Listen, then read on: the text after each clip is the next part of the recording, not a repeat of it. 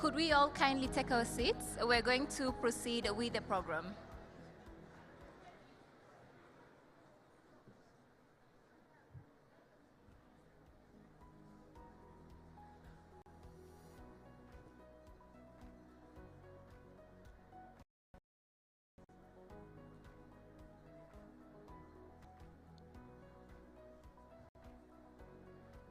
Good morning, everyone. Good morning, everyone. That's much better. Could we all kindly take our seats? We are going to begin the next session.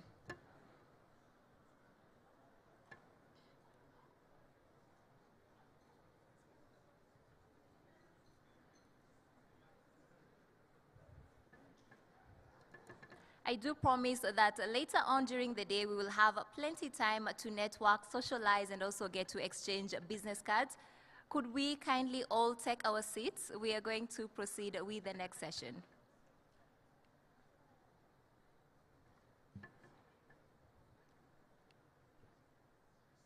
Distinguished ladies and gentlemen, welcome to the Future Cities Sustainable Urbanization session. Most of the world's population today live in cities. Looking at statistics right across the world, Africa's urban population is projected to increase by an additional 950 million people by the year 2050. Right across the borders, we have the Latin America. We also have the Caribbean. Urbanization is almost 80% comparing to that of high-income countries. And also at present, 34% of India's population lives in urban areas with a growth rate of 2.4%.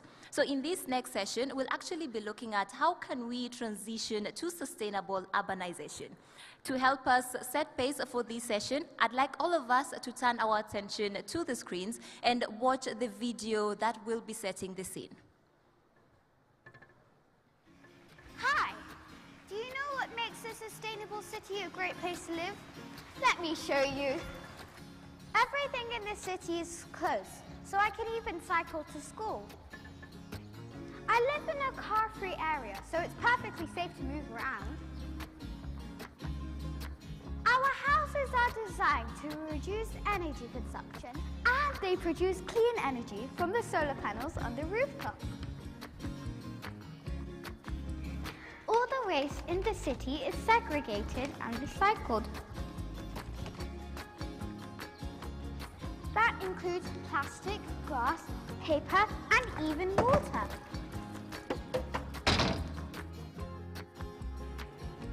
The recycled water is used for irrigation because in a sustainable city we like to grow what we eat. And to keep our road clean, we use electric cars.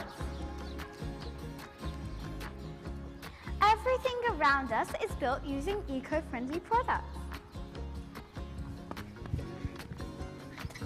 Even the cycling tracks are made of recycled material.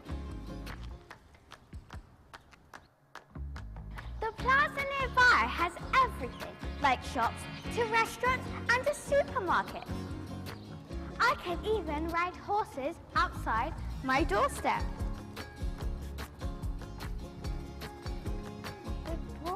Well done! These are just some of the things that makes a sustainable city a special place for me, my family, and the environment.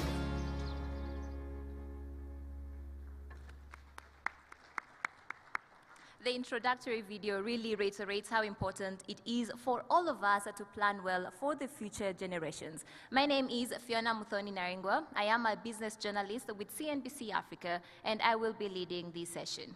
I'd like you all to help me welcome our keynote speaker for the day, Honorable Prince Clem Ikanade Igba. He is the Minister of State for Budget and National Planning, the Federal Republic of Nigeria. A round of applause as he makes his way to the podium.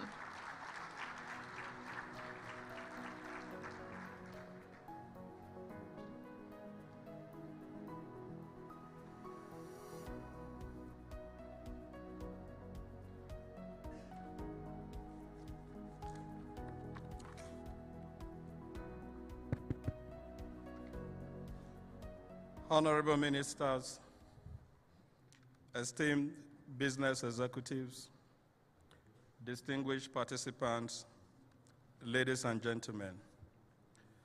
I am representing my president, the President of the Federal Republic of Nigeria, who is unavoidably absent this morning, but he sends his apologies.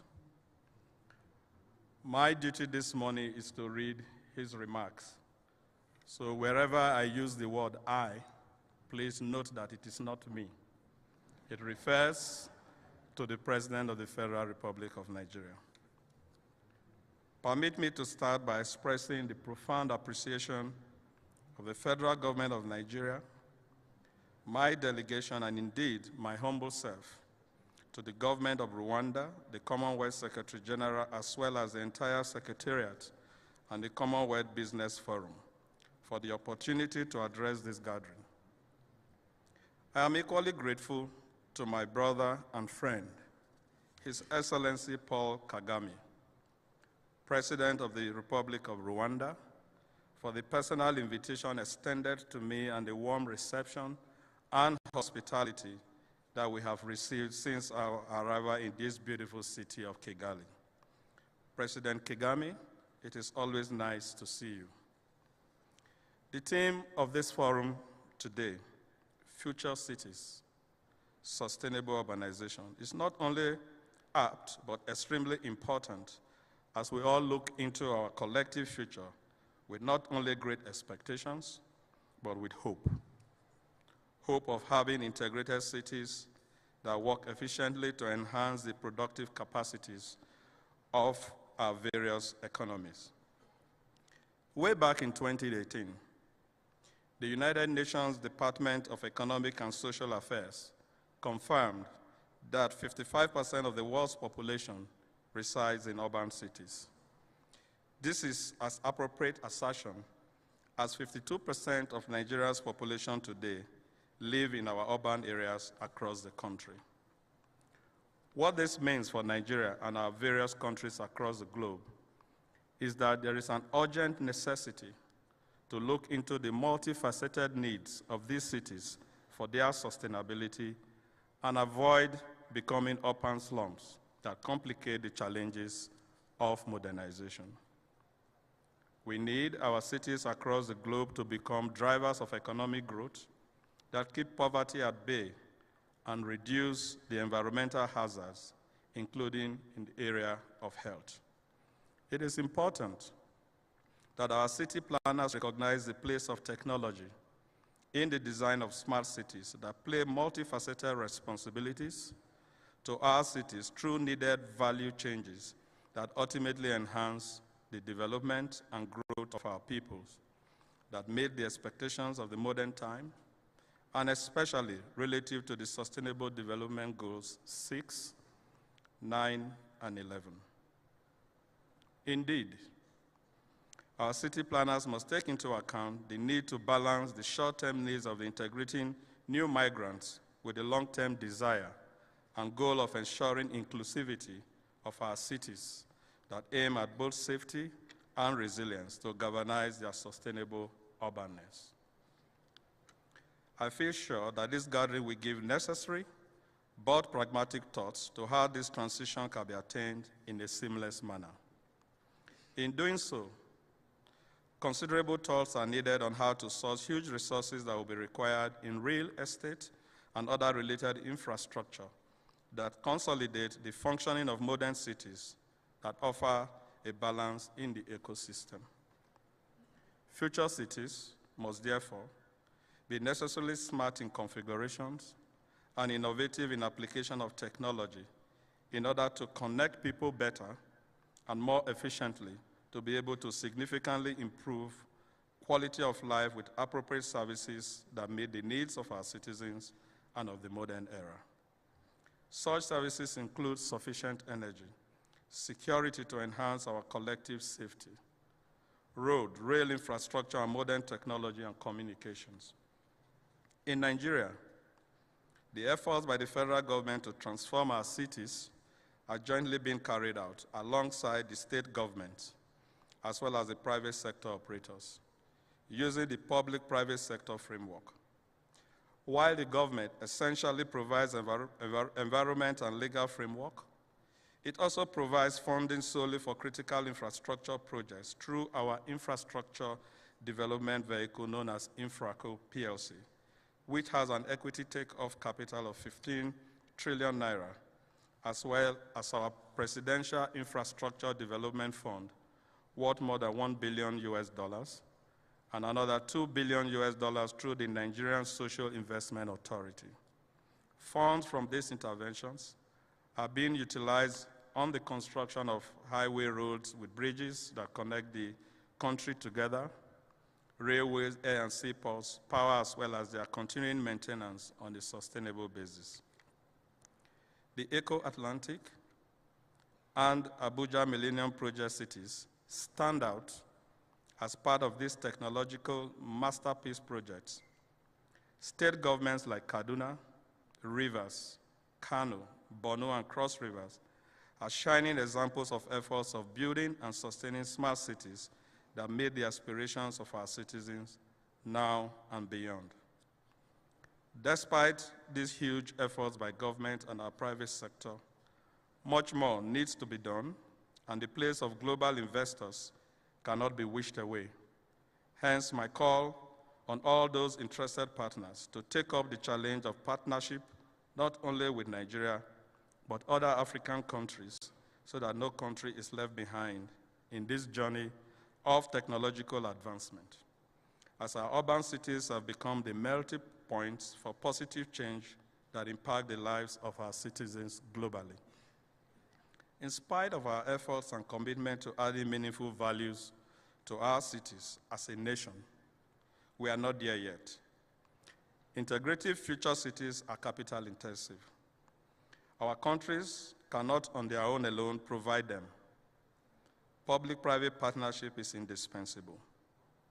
The role of development partners as well as businesses that are represented here today cannot be wished away. We need to strengthen the synergy and work together to recreate our cities that open up our economies for sustainable development of our countries and indeed our Commonwealth to face the challenges of the modern era. I conclude by calling on all of you here today to join hands with governments so that together we can deliver to our citizens the future cities of our collective dreams and desires. I thank you all for your attention. Thank you so much, Honorable Prince Akbar, for your remarks.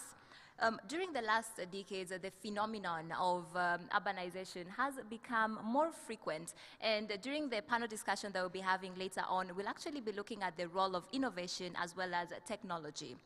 We are now going to take a listen to two presentations on the call to action on sustainable urbanization in the Commonwealth.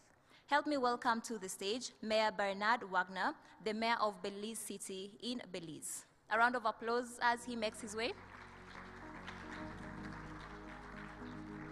We also have Astrid Haas. She is an urban economist. Please kindly do make your way to the stage.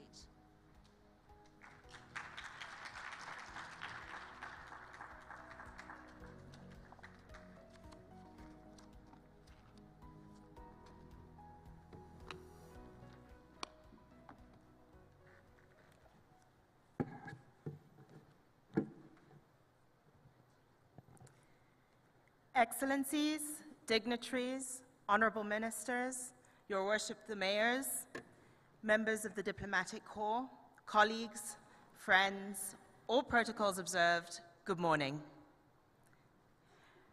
Thank you for joining us here today for this incredibly important discussion. It's encouraging to see such engaged leaders and participants from across the Commonwealth who are involved with this call to action on sustainable urbanization. The stakes are high. 80% of GDP is already produced in our cities. Yet cities already account for 70% of carbon emissions. Not only does sustainable urbanization relate to Sustainable Development Goal 11, sustainable cities and communities, as the Honorable Minister of State said in his remarks, but it is instrumental to all 17 SDGs, from clean water, sanitation, decent work, and economic growth. In fact, 65% of the 169 targets underlying the 17 Sustainable Development Goals are linked directly to urban development. The urgency of taking action is now. By 2050, an additional 2.5 billion people will be living in our cities. And 50% of this projected growth is expected to take place in the Commonwealth. My own country, Uganda, is no exception to this. We are one of the fastest urbanizing countries, not only in Africa, but across the globe. If we get this wrong, if we do what we have been doing for the past 30 years, the costs are huge, not only for people, but for the planet as well. And many of us here are all too familiar with those problems that come with failure on this front. But I'm not here to talk about the challenges, because I'm an optimist, and in fact, urbanization is the biggest opportunity of our time. There is no country in the world that has developed and reached middle income status without going through a well-managed urban transition. This requires us to plan for urban growth and population settlements that advance green transition. It requires us to invest in our city, both the public and the private sector, to attract firms that will create employment opportunities for our youth. And it requires us to empower our citizens to take advantage of the opportunities that our cities provide. By unlocking the benefits of well-planned cities, we can accelerate economic growth and development. We can provide a better investment environment for the private sector. But most importantly, because cities are about our people, we can ensure a healthier, happier population and protected planet. It is our moral duty to get this right. We have the expertise, we have the technology, so what it requires is for us to work together. And the Commonwealth provides a huge network for us to plan and build our cities sustainably. I am therefore delighted to be joined here today by His Worship Mayor Wagner from Belize City, because never before has it been so important to have strong leadership at a city level to be able for us to take this urban transition forward. And it is individuals such as His Worship who play a pivotal role in helping us take the next step. Your Worship? Thank you, Astrid, for really setting out the critical importance of sustainable urbanization as we deal with rapid urbanization and the climate crisis across the Commonwealth. Good morning, and warm Caribbean greetings to all of you here today. It's a great pleasure to be here in Kigali, Rwanda. The city is so beautiful. It is extremely clean, and the people are so friendly. I feel so at home. Rwandans, you have an awesome country.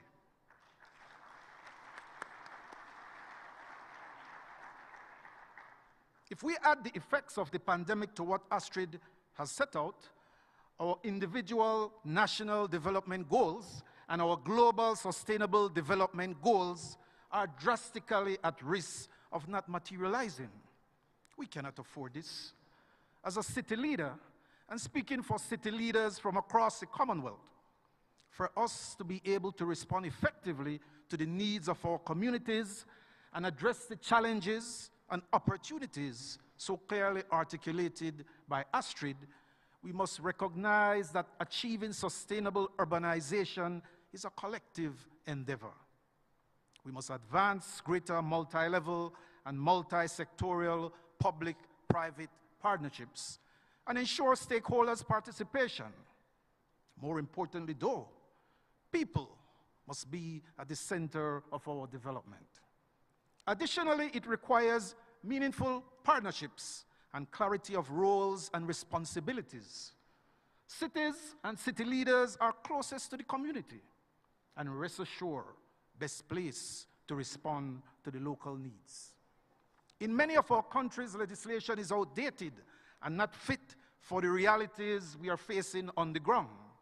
We need to reconstruct our cities and municipal legislation to enable us to act in driving low-carbon development and ensuring livable cities for all.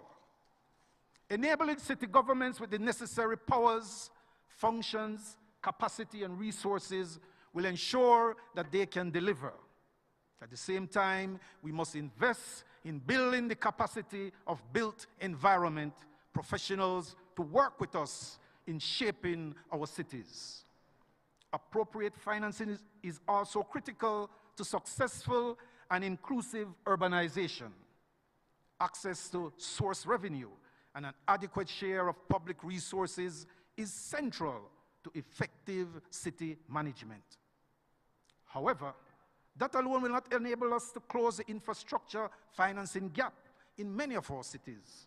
And new and meaningful partnerships with the private sector must be part of the solution as we develop cities which are livable and resilient.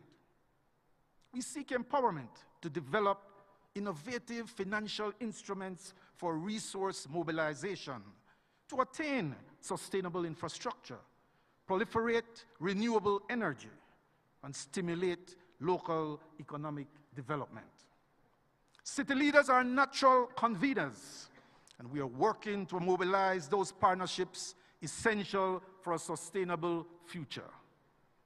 In Belize City, we have embraced the concept of thinking global while acting local in collaboration at the core of our operations. We are working to improve our climate readiness and resilience. We were able to collaborate with our energy provider to launch its first ever electric vehicles charging stations at strategic locations. We also endeavored to create an attractive and convenient environment for EVs, which obviously is a logical path to increase public interest in moving away from fossil fuels. As the chair of CLGF Commonwealth Sustainable Cities Network, and as mayors of the Commonwealth, we commend to you the call to action on sustainable urbanization across the Commonwealth. And we hope that you will partner with us on this wonderful journey.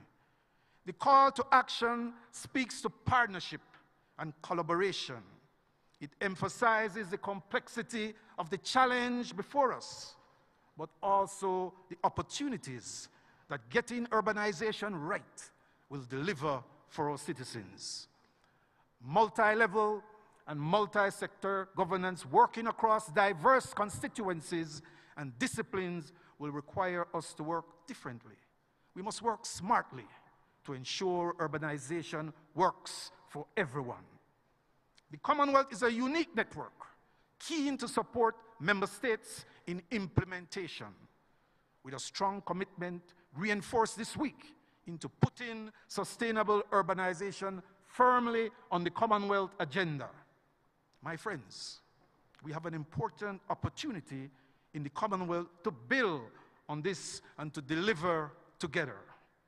We must share experience, we must share good practice, enhance leadership, modernize our legislations, explore financing options, strengthen professional and technical capacities, and strengthen partnerships. Working in a more integrated way means changing our approach. Business as usual will not be enough. The scale of the challenge we face means we must embrace new technologies, modernize our legislation and governance, and encourage innovation. I am one ready for this journey. Are you? Thank you.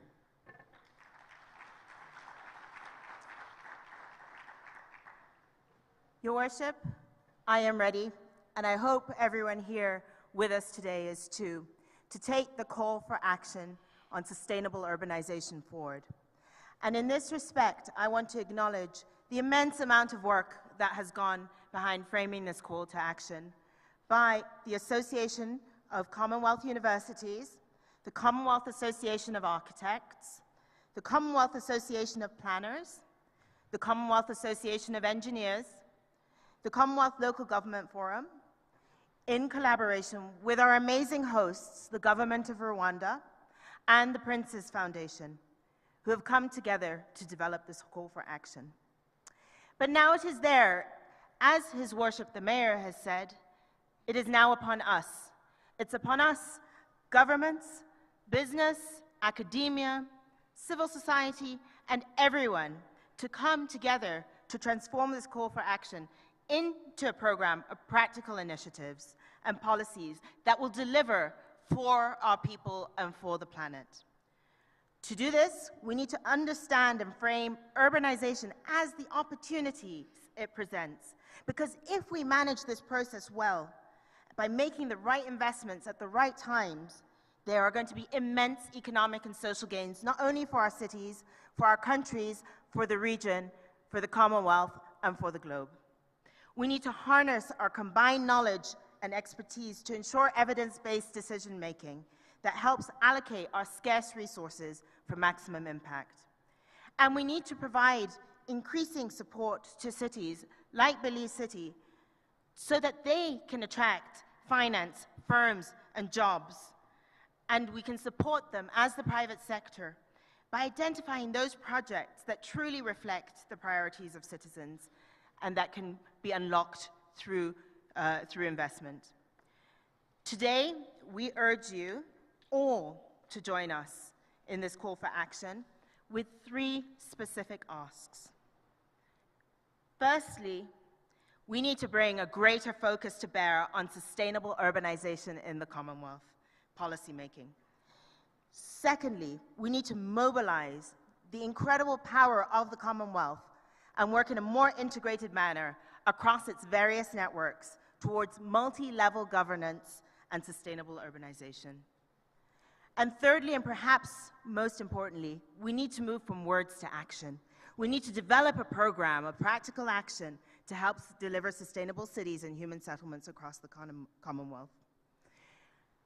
I just want to conclude by re-emphasizing we are living through a unique moment in history. We are building the cities today that not only we are going to live in, but our children, our grandchildren, and many future generations to come. Therefore, the time to act is now.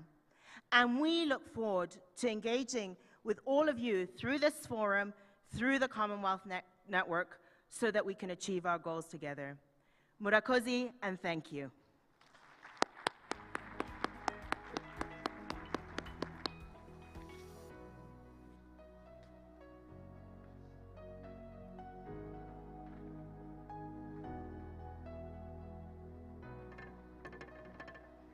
We must work smartly and collectively to achieve a sustainable development. Thank you so much to Mayor Bernard as well as Aristide for the amazing presentation. In 2015, all the United Nations member states adopted the 2030 Agenda for Sustainable Development. One of them, the 11th one, is achieving sustainable cities and communities. We are delighted to have Ms. Maimouna Maud Sharif, the Executive Director of the United Nations Habitat, and I would like to invite her to stage to come and share with us some of the challenges present in achieving SDG 11. You're welcome. A round of applause as she makes her way to the stage.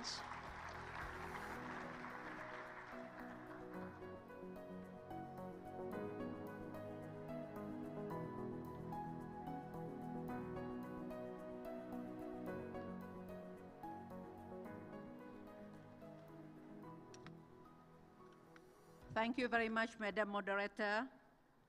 Excellencies, honorable ministers, honorable guests, friends, ladies and gentlemen, a very good morning to all of you. It is my great pleasure to join you at the Commonwealth Business Forum hosted by Rwanda.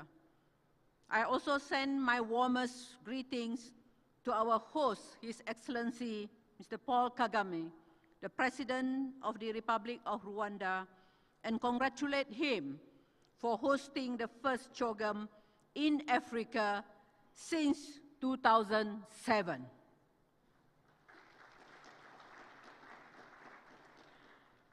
I have been given the uninviable task of setting the scene, as Madam Moderator said just now on SDG 11, on these complex issues in 3 minutes. So let me dive straight in. I think the video presentation and also the presentation by our two colleagues just now is what is livable city is all about.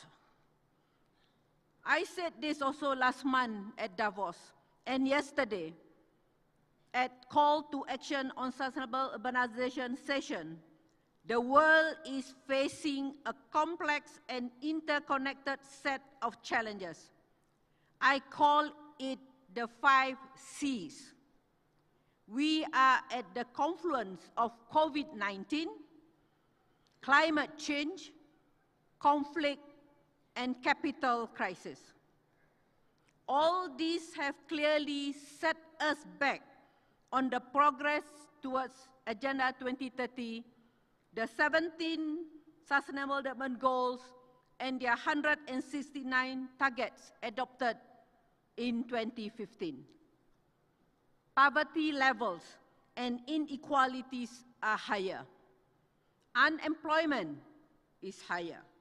More children are out of school. More people globally are also being pushed into critical levels of hunger and malnutrition. Ladies and gentlemen, the SDG, or the Sustainable Development Goal, remain our guiding framework to achieve an inclusive, just, prosperous, and green future for all. But, as our speaker also mentioned just now, 65% of the Sustainable Development Goal targets will not be met unless they are met in cities. The new urban agenda presents a roadmap for achieving sustainable urbanization, but efforts to implement it remain patchy. At the high-level meeting last month, in April, 28 April in New York, only 38 of the member states submitted the new urban agenda report, and 9 are from the Commonwealth countries.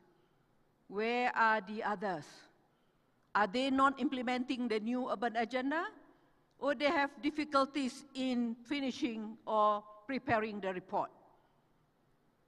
So this is very, very important. But the recent high-level meeting on the 28th of April, convened by the President of General Assembly, so many member states stepping up their urbanization commitments. They realized that from 2016 until now, they step up their commitments. But much more work remains to be done. And in this regard, call to action on sustainable urbanization across the Commonwealth is very, very important, as 50% of the 2.5 billion additional urban citizens from the third world will be living in Commonwealth countries.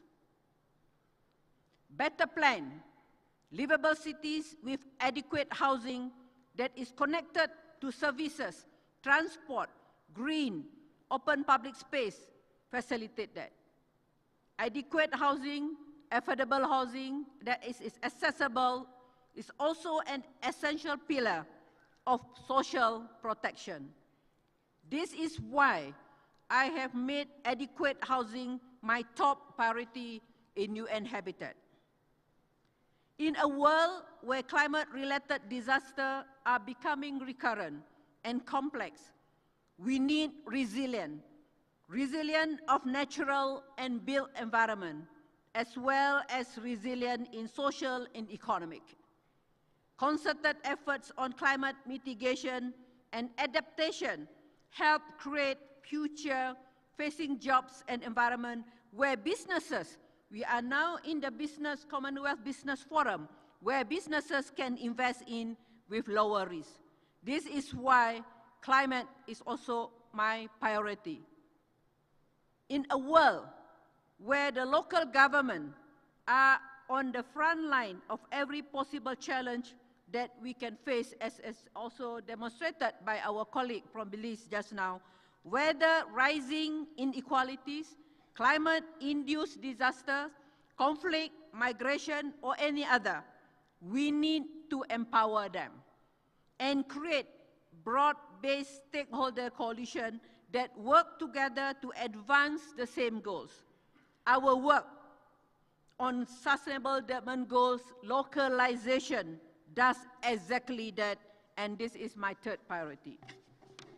To sum up, I just want to say that in order to achieve the Sustainable Development Goal 11 and provide good quality of life for all in the urbanizing world and its target, we need better planning, more robust policy and legislation, access to land and security of tenure, a greater focus on housing and climate, much stronger multi-level governance system, and a greater share of resources going to the local level towards the right impact.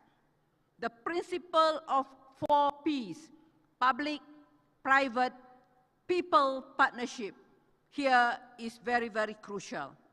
And I would like to restate that the commitment of UN Habitat and other UN agencies to work closely with the Commonwealth members and other stakeholders to achieve sustainable, safe, and resilient cities. Thank you for your attention. Thank you so much, Ms. Maimuna, for highlighting the gaps present today. We're now going to transition into a panel discussion still on the same, looking at how do we move past the challenges that we have today, how can technology and innovation really be integrated into solving these challenges. Help me welcome our moderator for this session, James Mwangi, the Executive Director of Dalberg, Kenya. A round of applause as he makes his way.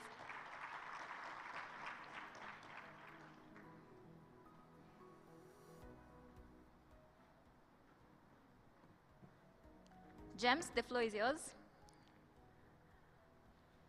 Thank you very much.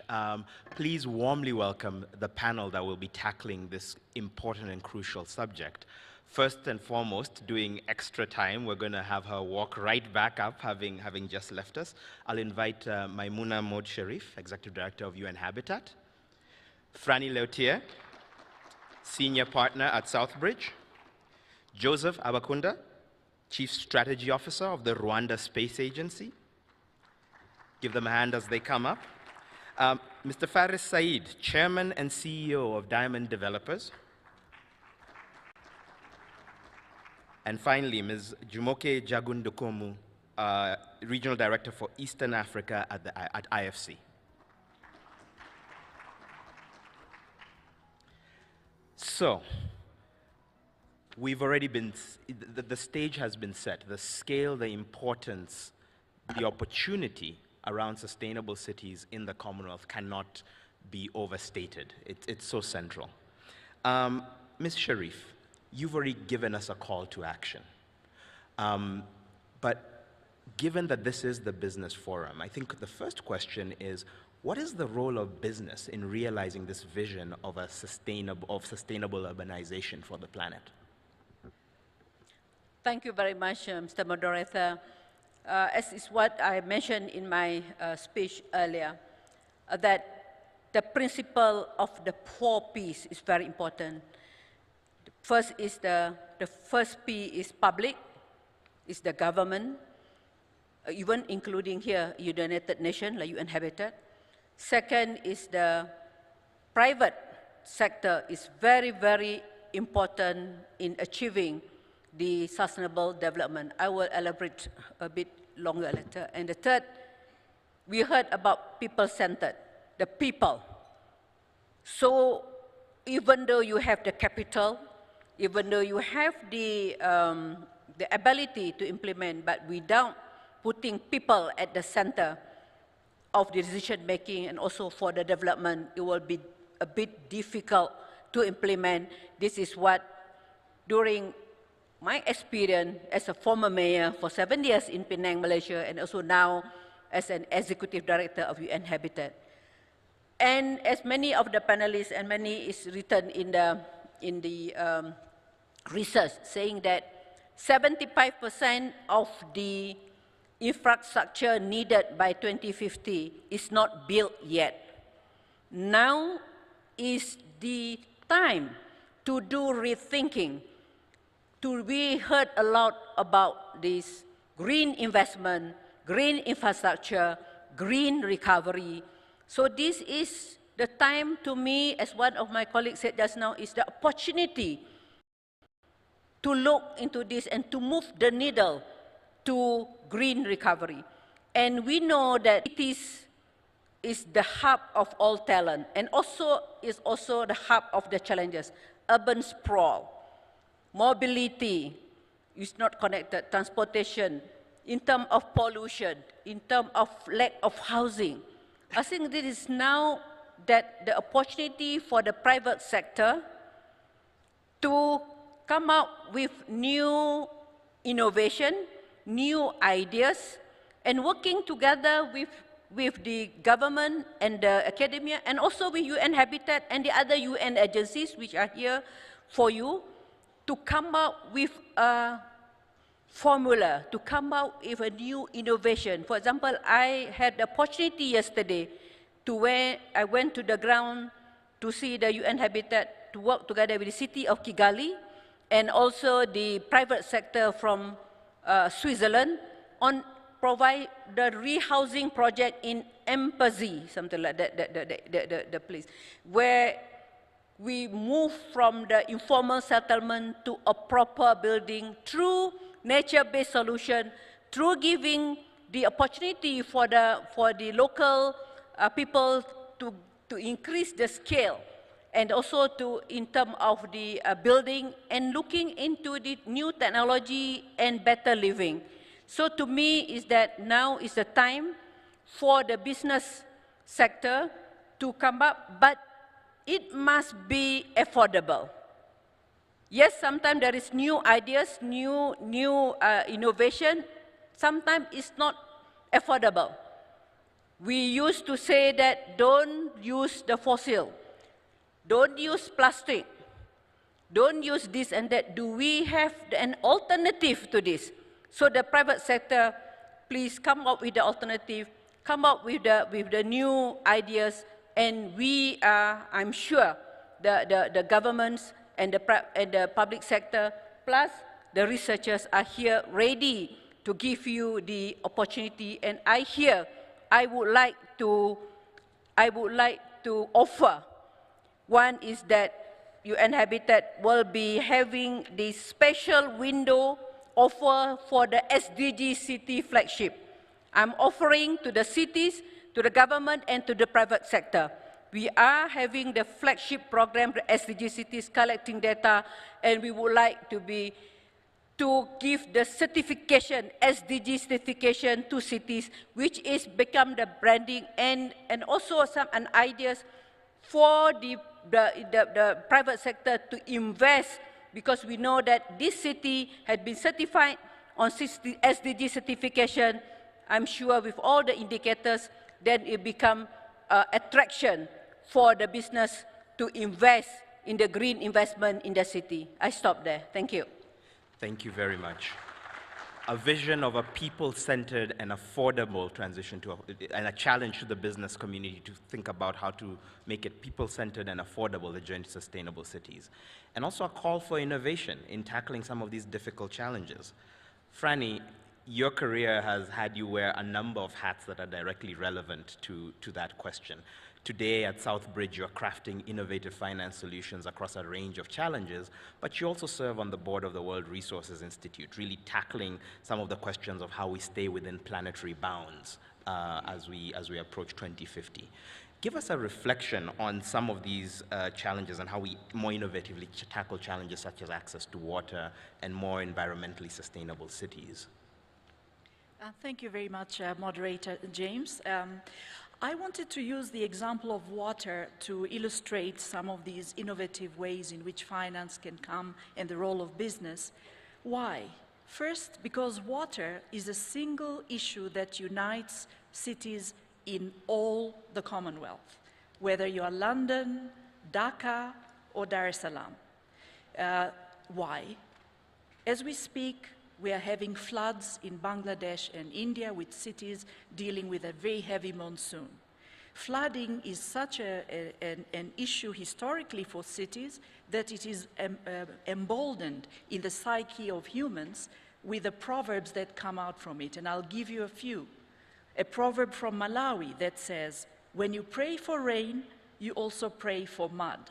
Now, the farmer doesn't worry much about mud, but when you live in a city, you do. So flooding is one of the big risks all cities in the world are facing, as I mentioned, from the advanced cities to the cities in developing countries. The second crisis is one of scarcity or drought. We have a number of cities right now that don't have enough water. So much so that in the psyche of humans, I take a proverb from India that says, any water in the desert will do, because we get to a stage where it is so critical. Cape Town, which is quite an advanced city, faced such a problem only very recently. But then the third challenge we face is the issue of quality of water, because we all depend on water for life. And this was such a huge issue that, again, in the psyche of humans, you have a proverb from South Africa that says, water should not be judged by its history, meaning where it came from, but by its quality, because as humans we'll have to use water in more effective ways. So it's a big problem, so why haven't we solved it over all these years? The first, if you ask the investors why don't they invest in water, they'll tell you there's no pipeline. The second argument, it's too risky. The third argument is there are too many regulatory and policy issues that are not well defined, so as an investor you can't come in. The fourth argument is it's hard to measure performance, and therefore even if you have performance-based solutions, you can't really get there. And then there is a whole argument around scale. So you can solve water problems maybe at the neighborhood level, maybe for drinking or for agriculture, but it's very difficult to solve it holistically. So given this challenge, and given that it's an issue for the whole Commonwealth, one of the activities I was very excited to participate in was the launch recently here in Kigali, along with the mayor of Kigali and the mayor of Musanze, of an initiative which is called the African Cities Water Adaptation Fund, acronym AQUA. Now, for those of you who are Latin-based or who speak Spanish, you would know that AQUA means water. But the reason I like the acronym that we've selected is that in Nigeria, in the Ibom state or Cross River state, AQUA means the essential one or the great one. And of course, if you are from Ghana, AQUA means born on a Wednesday. And this initiative was launched on a Wednesday. So this will help you remember the acronym, because acronyms are rather difficult to remember. So why this fund? Because in thinking about the issue of water, we find that you need a catalytic fund that would support dealing with these issues that investors have raised. So this is a $5 billion fund to be supported by bilateral and private finance and philanthropic support. And the idea, we hope, is to then bring to COP27 in Egypt the actions around how this fund, which is launched and born here in Kigali, will now have started to crawl and maybe walk by the time we get to Egypt. It will finance transformative urban water resilience ideas in 100 African cities. How will it work? Origination, supporting deal pipeline development, early stage ideas or ideas that need scaling. Market creation, particularly to invest in solutions that would then allow the market to take over from there, including scaling. We'll look at solutions that improve the benefits of water supply solutions, but also that reduce the cost, because the capital needs are very high. And then also solutions that allow standardization and pooling. And here I want to close by saying that there are many ideas out there, but the reason they haven't also been taken to scale is it was very difficult to measure these micro solutions and then aggregate them, come out with pooling at the portfolio level or city level or country level. But today we are benefiting from two important evolutions. The first one is the micro technology of managing payment systems.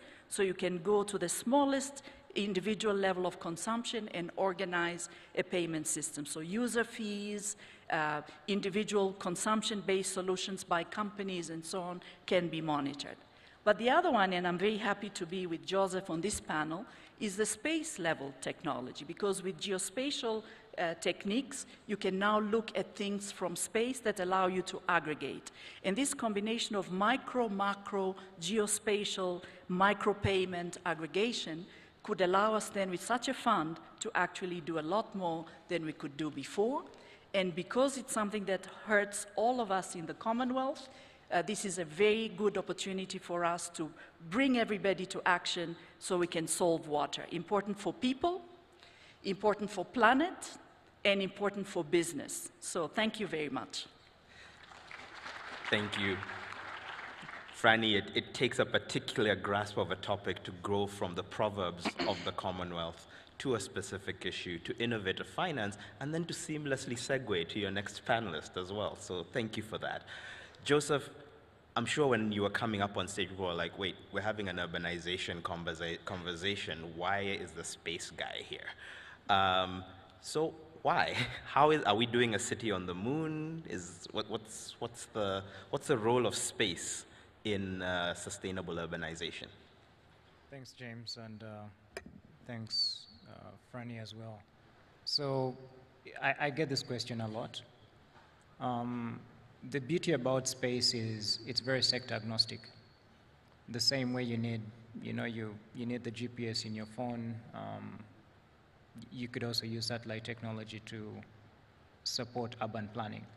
And when you look at SDG 11, a couple of areas that stand out where you can utilize or leverage space technology is on the sustainability front.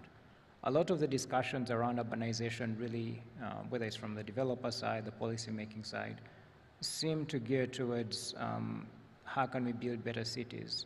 We approach it from how can we sustain whatever the developers are building, if they decide whether smart cities or those green cities, etc. With sustainability, we kind of go back in time, and this is the beauty of satellite technology or satellite data. With the democratization of space, whether it's the fact that you no longer need your own bird, you no longer need your own satellite up in orbit, you could tap into the different partnerships, which is a very, very critical key I love about the call to action. The fact that it really zooms into partnerships is you could leverage satellite imagery that was taken 30, 40 years ago, and now you can actually see a story being told about a particular city. And that's very helpful to a policymaker. What we've done so far, obviously I'm not from an urbanization background, but what we've done so far is actually develop machine learning and AI algorithms to actually detect if this is how a city developed over the last 5, 10, 20 years, what do we assume this pattern will actually happen in the next 5, 10, 20? And it's not a pretty picture. That's the sad thing. The good thing about it is, there's a Kinyarwanda proverb that says, whatever stone that has been seen will not, the hoe won't, or the axe won't actually, be broken because you at least know the problem that you're dealing with.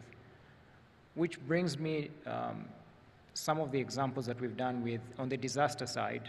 You may have seen in the news about a year ago, next door in the Democratic Republic of Congo, there was a very big eruption of the Nyiragongo volcano. And those who were in Kigali at the time, we actually had earthquakes being felt here. With satellite data, within 2 days, we actually almost changed the cabinet decisions that were being made, because in real time you could actually decipher that all the epicenters of the earthquakes actually coming from your side of the border. And that's very critical to a policymaker. But where we come in and we build those algorithms is if we can learn how the volcano erupted in 2002 and in 2001, then maybe 19, 20 years later, when it's expected to erupt again, we probably would know. Do we build man-made dikes so that the lava doesn't go all the way at this particular time? We're actually scared that it might actually go into Lake Kivu, which is a methane hotbed. You don't want lava and methane mixing. So I think satellite technology can actually support urban planning in kind of building up that resilience. On the technology side is the easy side. What I would say the toughest thing that we're facing right now is a mindset theme that there's a very big disconnect. You have a very big disconnect in terms of what I like to call Earth pessimism versus Earth optimism. And allow me to throw in a space example there. You've probably seen all the space billionaires. In the 70s, it was a geopolitical race, and now it's a billionaire race for space. The similarity between the two is that both are ideological. Then it was communism versus capitalism. Now it's Earth pessimism versus Earth optimism. Some billionaires say Earth is screwed up, let's run away, let's go build a post on Mars. And other billionaires say Earth is screwed up, let's actually take away all the stuff we can do without, the manufacturing, let's take all the cargo, the logistics to another planet so that actually Earth is livable. And these competing ideologies, the problem is my generation, you tend to find the youth, without even knowing it, falling into the Earth pessimist camp just because a lot of these discussions, whether it's climate resilience, urban planning, climate change, sustainability, etc., are usually being done with much older folk. And a lot of the youth are not involved in this discussion, which is not a good sign because you have your best and brightest building the next Mayflower to take us to Mars. So I think it's more of a mindset shift that we need to go into. But I think that being said, this being a business forum, I think the answer really lies in capitalism. It really lies in allocation of capital. It really lies in the multilateral institutions that are looking at finance, what Franny is doing with Southbridge, etc. Because once the private sector is able to own up these solutions and they own them, they're going to develop solutions and smart ways to make money out of it, but then we're going to have the best and brightest actually working to make our Earth better. I submit. Thank you. Something that stuck with me there, Joseph, the technology is easy, changing the mindsets is hard. The other thing you said is you look at that time-lapse picture of the world and of our cities from old satellite images, and the picture is not necessarily pretty. But at the same time, we did start this entire session, if you all remember, with a very pretty picture of an actual realized sustainable city. And Faris, you made that happen. And on one level, I looked at that and I was like, I want to move there. I mean, I like living in Nairobi, but I want to move there. I'm sure it wasn't as easy and straightforward as it looked in the video. Please reflect a little bit on the journey of making that project happen and what it takes to make sustainable cities of that nature the norm rather than the exception. Thank you very much, James.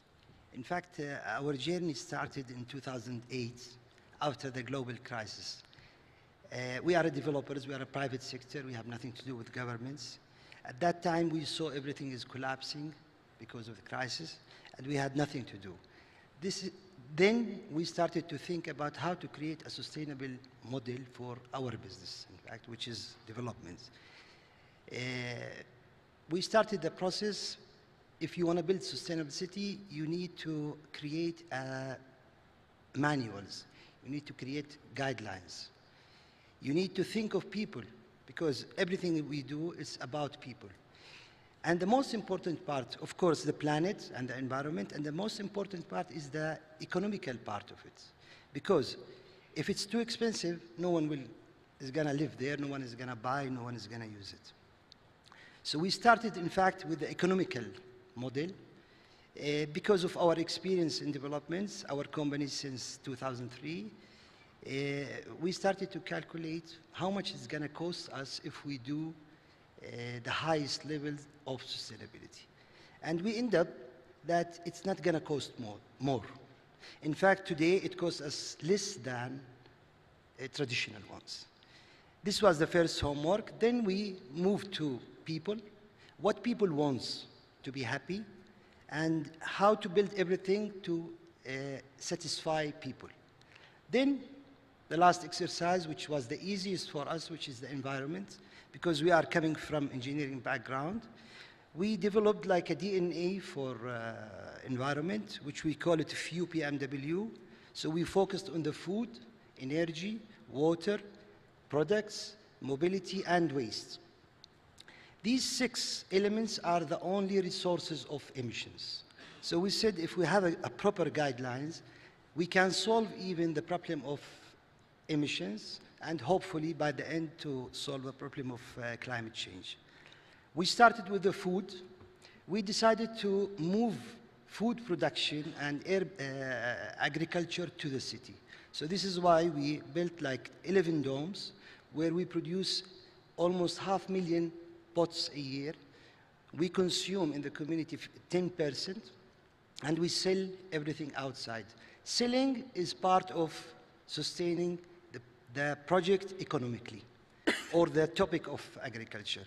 Energy, we managed to do 100% of the sustainable city run by renewable energy. And when we talk about Dubai and the harsh climate there, it was a challenge at that time. We managed to do it. We fall little short, almost 20%, but we believe that you have to set very high targets, and doesn't matter if you fall 10%, 20%, rather than setting very low targets and achieve. Then we move to the water. We have an issue in Dubai for water because most of the water comes from desalination. We managed to use new technologies, which is air to water. We produce certain amount of our water from humidity. We add some nutrients to that, minerals.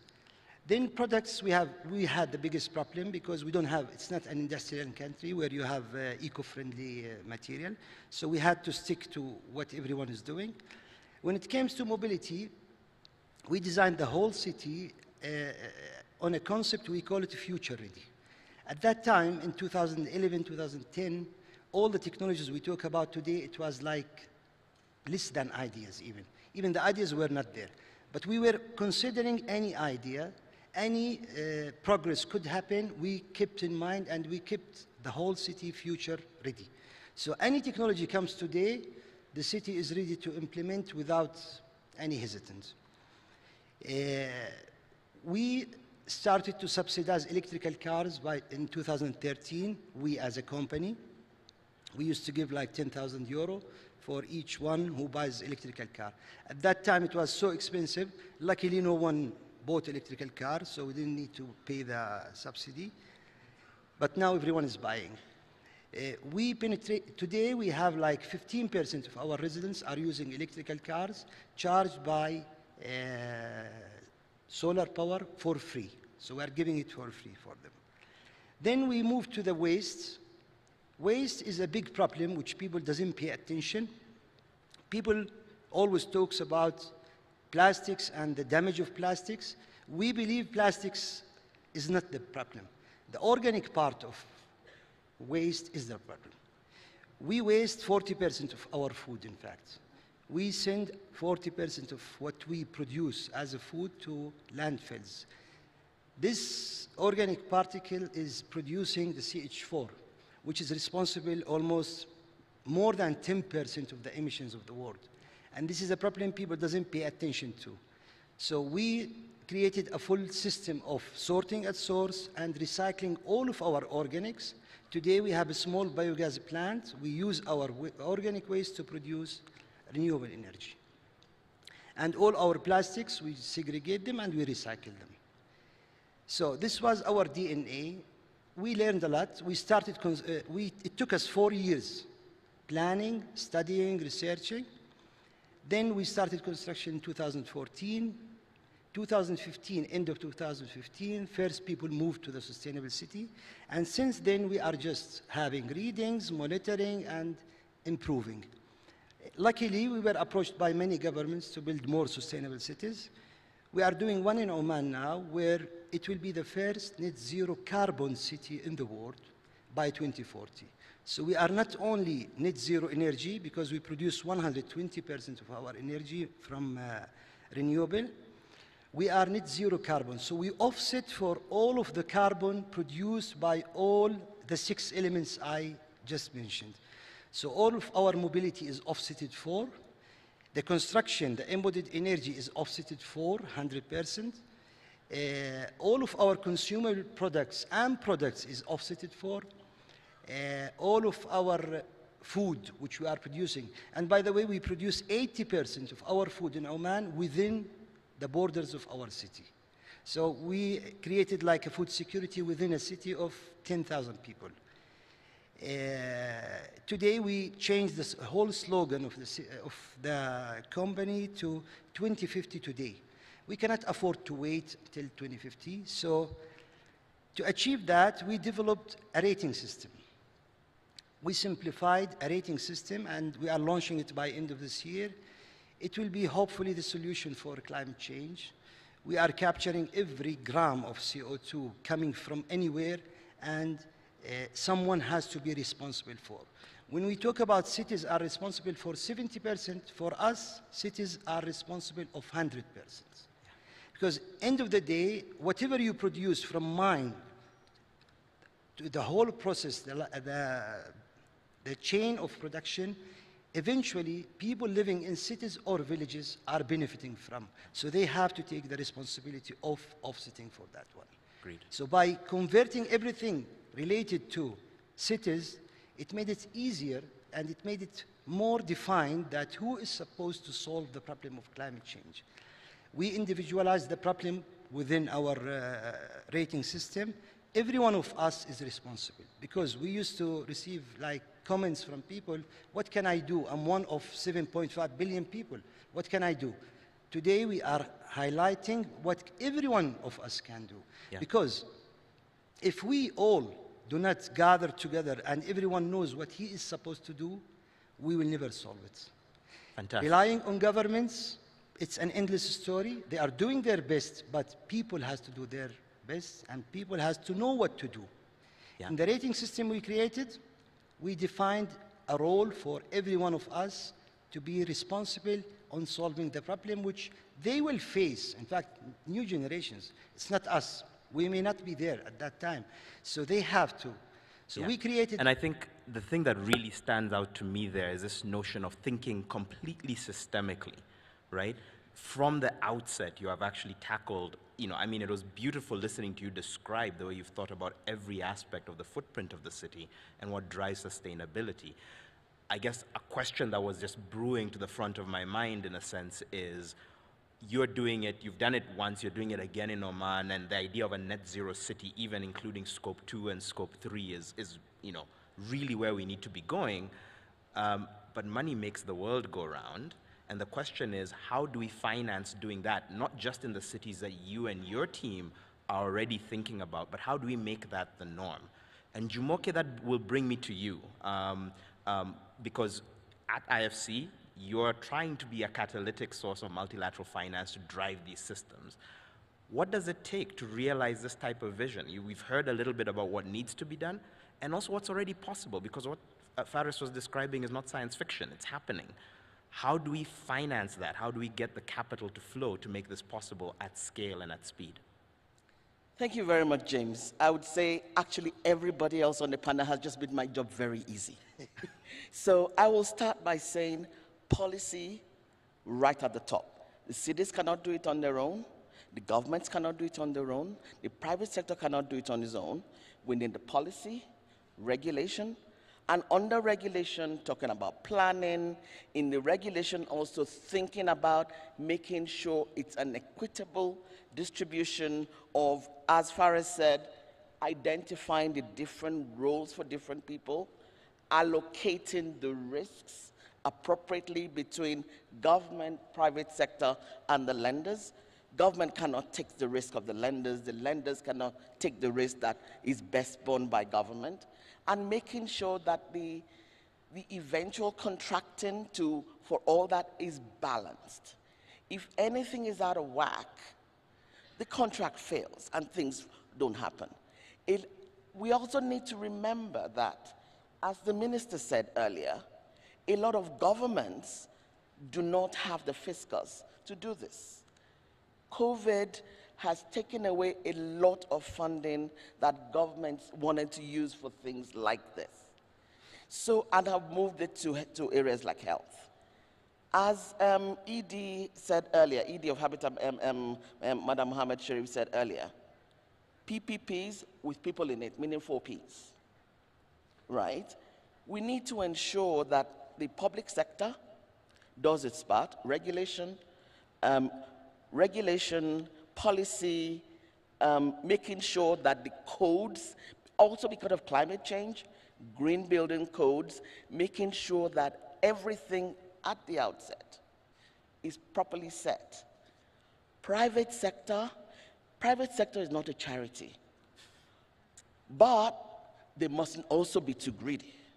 So ensuring that adequate return for the private sector is key, because if the return is not adequate from the outset, and government and private sector understand what is necessary, private sector will take shortcuts, and that is what creates contracts to falter. So ensuring that there is a level playing field as well, ensuring that you have a transparent negotiation of documents, make sure that you use the advantage of competition between players to get the best bang for the buck for the people of the country.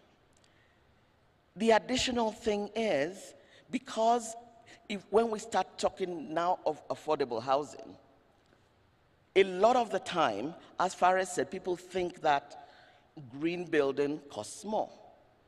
Actually, it doesn't, as Fares just explained. So I won't go into that detail. He saved me time. What I would say is, in order to ensure that at the outset, when maybe first mover may be more expensive, we bring in blended finance through places like the World Bank, places like public finance resources.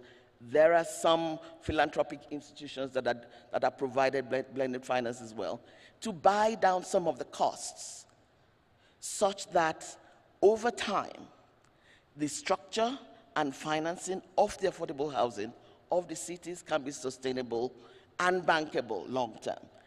Importantly also, when creating the cities, in order to ensure that the people who are going to buy the cities or rent the cities actually move there, we don't want to create ghost cities. We must make sure food, shopping, schooling, offices, and all that are close by, so that people do not think about going long distances and then increasing their cost of transportation to find housing, to find food, to take their kids to school, to go to work. So it's a whole holistic approach that we have begun as IFC to finance and structure in a number of countries, both in the Commonwealth and outside the Commonwealth. And the more we all come together to structure things in a sustainable way will be critical. One thing I would want to emphasize to let the financing really work: competition, in order to ensure that contracts are fair, be really key to get the financing right and to get the benefit of competition to drive prices down so that affordable housing can be gotten for all. I'll stop there for now. Fantastic. Thank you. That vision of it resonates so much, that vision of unlocking the potential of the market, but not having blind faith in the magic of the market. You need to have well thought through contracting and all of the enabling factors that allow this market to work. Ordinarily, as a moderator, I'd have a lot of follow-up questions and so on, but each of you has just nailed an aspect of this narrative so clearly. The systems at the center, thinking about people first, affordability, the role of finance, making this real, and also recognizing that there's a role of technology that is different from how we thought about building cities in the 20th century.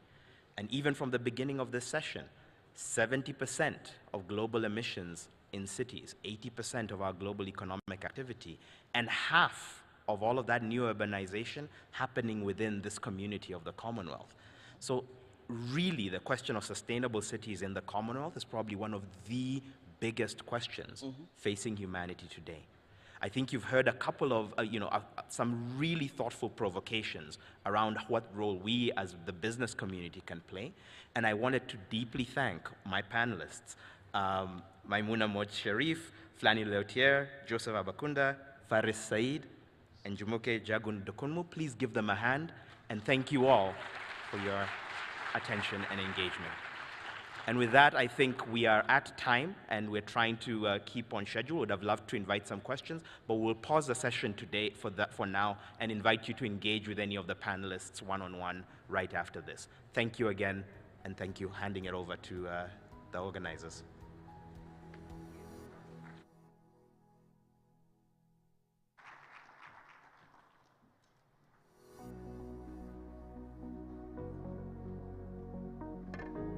Thank you so much to our amazing panelists and also our amazing moderator. Could we give them one round of applause, please? We have come to the end of this session on future cities and sustainable urbanization. But I'd like to let you guys know that the next session will begin in 15 minutes. But please do stay in the room. It's going to be quite an exciting one because we have a couple of distinguished speakers who will be coming in shortly. We'll get remarks from the President of the United Nations National Assembly. We'll also get to hear the remarks from the Right Honorable Boris Johnson, MP, Prime Minister of the United Kingdom. So please do stay here and do enjoy, continue networking, continue meeting new people, exchange business cards, and we'll see you all in about 15 minutes.